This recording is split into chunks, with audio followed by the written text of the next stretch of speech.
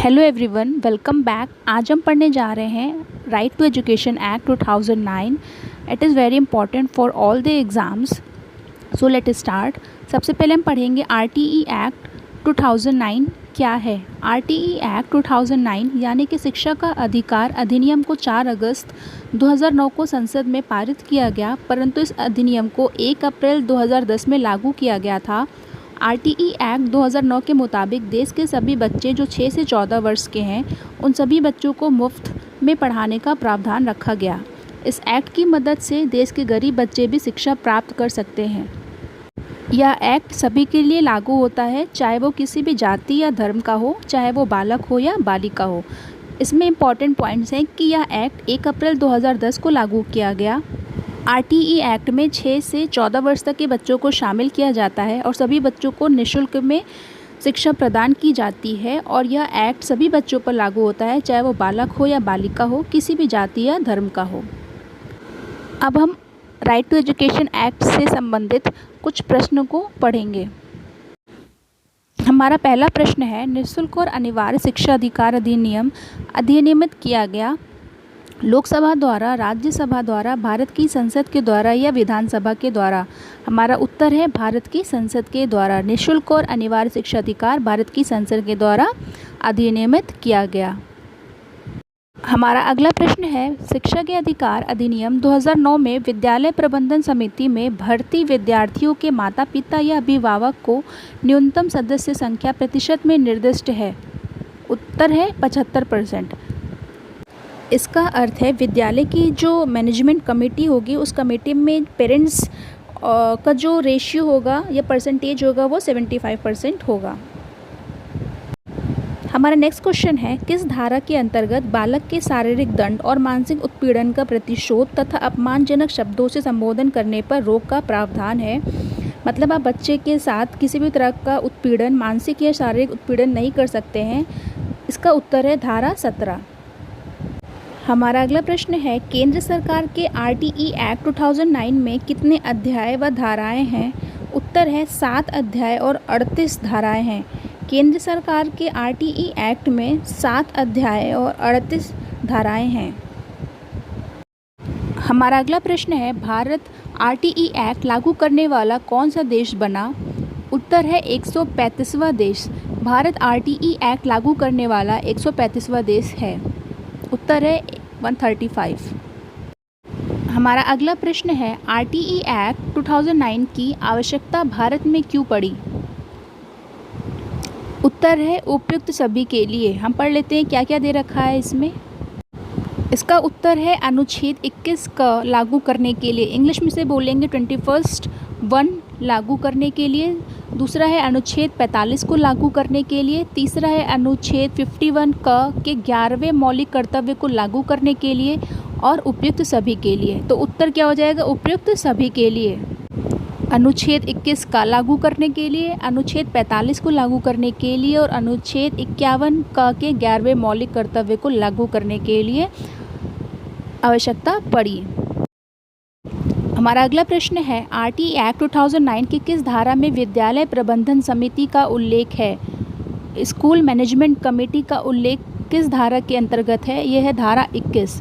RTE act 2009 की धारा 21 के अंतर्गत विद्यालय प्रबंधन समिति का उल्लेख है। उत्तर है धारा 21। हमारा अगला प्रश्न है, आरटीई एक्ट 2009 के अनुसार एक शैक्षणिक वर्ष कक्षा 1 से 5 वर्ष में कार्य दिवसों की व शिक्षण घंटों की न्यूनतम संख्या कितनी होगी। इसमें न्यूनतम पूछा गया है। आरटीई एक्ट 2009 के अनुसार एक शैक्षणिक वर्ष में कक्षा 1 से 5 में कार्य दिवसों मीन्स वर्किंग डेज और टीचिंग आवर्स की न्यूनतम संख्या कितनी होगी, 200 कार्य दिवस व 800 घंटे। इसका उत्तर होगा 200 कार्य दिवस और 800 घंटे। हमारा अगला प्रश्न है, शिक्षा का अधिकार अधिनियम भारतीय संविधान के किस मूल अधिकार में शामिल है। उत्तर है स्वतंत्रता का अधिकार। स्वतंत्रता का अधिकार अनुच्छेद 19 से 22 तक 21A के अंतर्गत यह आता है। स्वतंत्रता का अधिकार भारतीय संविधान के अनुच्छेद 19 से 22 तक दिया गया है। शिक्षा का अधिकार अधिनियम अनुच्छेद 21 में जोड़ा गया है। तो इसका उत्तर होगा स्वतंत्रता का अधिकार और ये किस अनुच्छेद के अंतर्गत आता है? 21 ए के अंतर्गत। उत्तर होगा स्वतंत्रता का अधिकार। नेक्स्ट क्वेश्चन है, आरटीई एक्ट 2009 के अनुसार शिक्षक हेतु न्यूनतम प्रति सप्ताह कार्य घंटे हैं। उत्तर है 45 घंटे। Means minimum working hours weekly for a teacher कितना बताया गया है? 45 घंटे। एक टीचर को एक हफ्ते में कम से कम मिनिमम 45 घंटे काम करना होगा, तो उत्तर होगा हमारा 45 घंटे। नेक्स्ट क्वेश्चन है, शिक्षा का अधिकार अधिनियम 2009 ने 6 वर्ष से 14 वर्ष आयु के विद्यालय कभी न गए अथवा विद्यालय शिक्षा अधूरी छोड़ने वाले बच्चों को शिक्षा की मुख्य धारा से जोड़ने हेतु क्या प्रावधान किया है? विशेष पाठ्यक्रम लागू करने पर जोर दिया है, विशेष प्रशिक्षण लागू करने पर जोर दिया है, अलग से विद्यालय खोलने की बात कही है, या अलग से शिक्षक नियुक्त करने की बात कही गई है? उत्तर बहुत आसान है, इसका उत्तर आप कमेंट बॉक्स में दीजिएगा। हम नेक्स्ट क्वेश्चन की तरफ बढ़ते हैं। हमारा प्रश्न है, भारत में शिक्षा के अधिकार का जनक कहा जाता है? गोपाल कृष्ण गोखले, दादा भाई नौरोजी, जाकिर हुसैन या डॉक्टर सर्वपल्ली राधाकृष्णन? उत्तर है गोपाल कृष्ण गोखले। भारत में शिक्षा के अधिकार का जनक कहा जाता है गोपाल कृष्ण गोखले जी को। हमारा उत्तर हो जाएगा गोपाल कृष्ण गोखले। हमारा अगला प्रश्न है, निःशुल्क एवं अनिवार्य बाल शिक्षा अधिकार अधिनियम 2009 सामान्य बालकों की निःशुल्क शिक्षा के अधिकारों को सुनिश्चित करता है? उत्तर है 6 से 14 वर्ष तक बच्चों के लिए। निःशुल्क एवं अनिवार्य बाल शिक्षा अधिकार 6 से 14 वर्ष तक के बच्चों के लिए बनाया गया है। हमारा अगला प्रश्न है, शिक्षा का अधिकार अधिनियम 2009 में एक अध्यापक को कौन कौन से दायित्वों को पूरा करना होगा? उत्तर है उपयुक्त सभी। विद्यालय में नियमित रूप से उपस्थित होना होगा, पाठ्यक्रम का संचालन पूरा करना होगा और संपूर्ण पाठ्यक्रम को निर्धारित समय पर पूरा करना होगा। तो हमारा उत्तर होगा उपयुक्त सभी। हमारा अगला प्रश्न है, आरटीई एक्ट 2009 के तहत विद्यालय में रिक्त पद कुल स्वीकृत पदों का कितना प्रतिशत अधिकतम हो सकता है? हमारा उत्तर है 10%। आरटीई एक्ट 2009 के तहत विद्यालय में रिक्त पद कुल स्वीकृत पदों का 10% अधिकतम हो सकता है। हमारा उत्तर होगा 10%। हमारा अगला प्रश्न है, शिक्षा का अधिकार कानून 2009 के अनुसार यदि कोई विद्यालय कैपिटेशन शुल्क लेता है तब उसके लिए क्या दंड किए जाने का प्रावधान है? उत्तर है लिए गए प्रति व्यक्ति के शुल्क के 10 गुना तक अर्थदंड। यदि कोई विद्यालय कैपिटेशन शुल्क लेता है तब उसको लिए गए प्रति व्यक्ति के शुल्क के 10 गुना तक अर्थदंड देना होगा। उत्तर होगा लिए गए प्रति व्यक्ति के शुल्क के 10 गुना तक अर्थदंड। हमारा अगला प्रश्न है, निःशुल्क और अनिवार्य बाल शिक्षा का अधिकार अधिनियम 2009 के अनुसार प्रारंभिक शिक्षा के लिए प्रवेश प्राप्त कोई बालक प्रारंभिक शिक्षा पूरी करने तक निःशुल्क शिक्षा का हकदार होगा। उत्तर है सभी प्रकार के विद्यालयों में 14 वर्ष तक। निःशुल्क और अनिवार्य बाल शिक्षा के अधिकार के अंतर्गत कोई भी बालक सभी प्रकार के विद्यालयों में 14 वर्ष तक शिक्षा लेने का हकदार होगा। हमारा उत्तर होगा सभी प्रकार के विद्यालयों में 14 वर्ष तक। हमारा अगला प्रश्न है, अधिनियम 2009 के अनुसार अध्यापकों द्वारा निम्नलिखित में से कौन सा उत्तरदायित्व पूरा नहीं किया जाना है?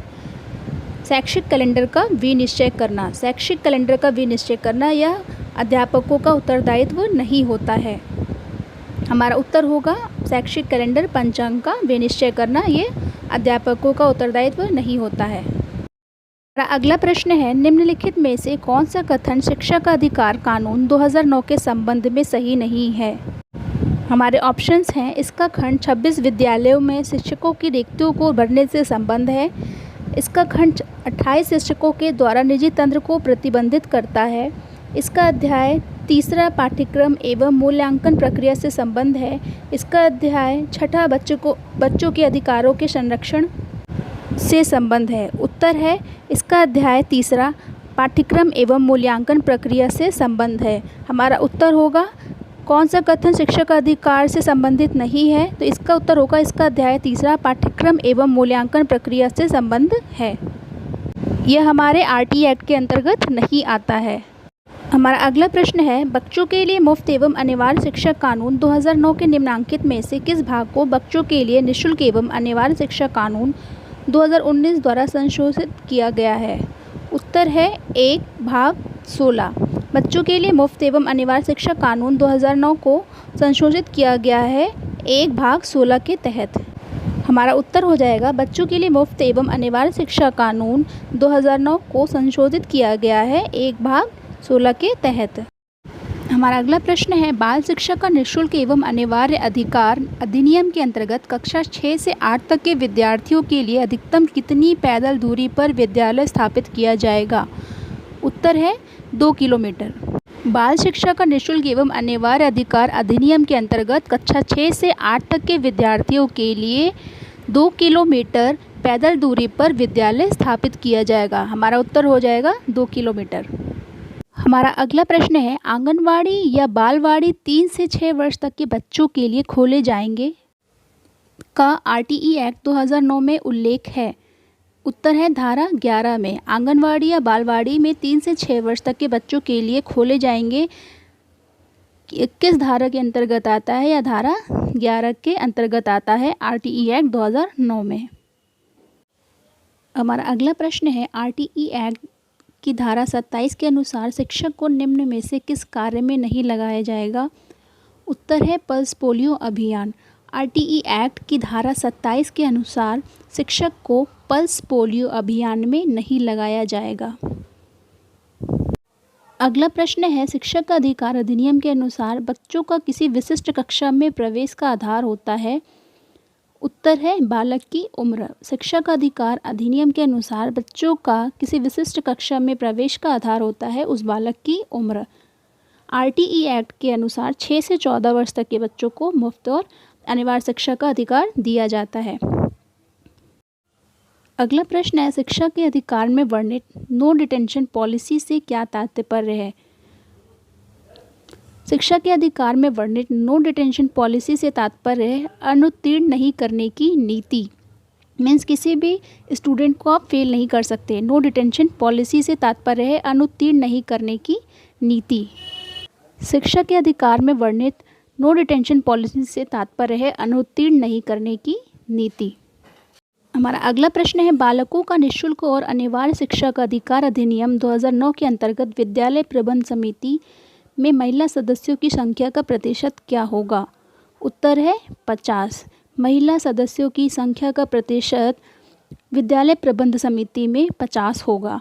उत्तर है हमारा 50। Hope this class will be useful for all the students. Take care, study well and please like and subscribe my channel.